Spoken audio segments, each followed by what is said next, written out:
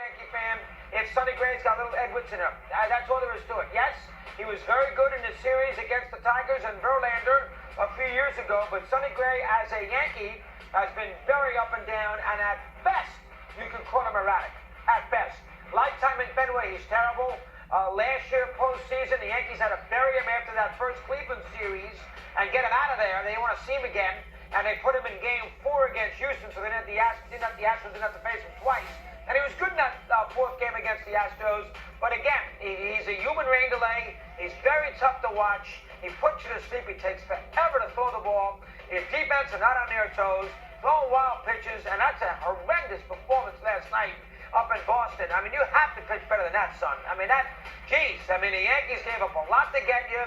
You're supposed to be a big factor and a big part of this rotation. And that's just not very good. You live with Tanaka bad a couple of days ago.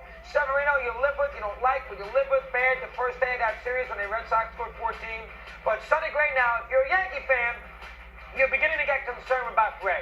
Because you got to wonder if he's going to be, sometimes you make, and listen, Cashman's been a genius with these trades. This one might turn out to be a disaster. He may not be that good. As simple as that.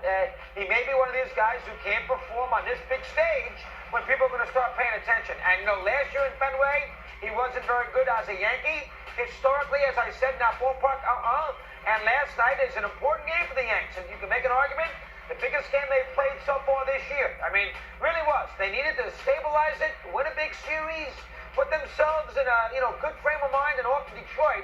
And he goes out there and puts them in a 6-0 hole. I mean, that's atrocious pitching.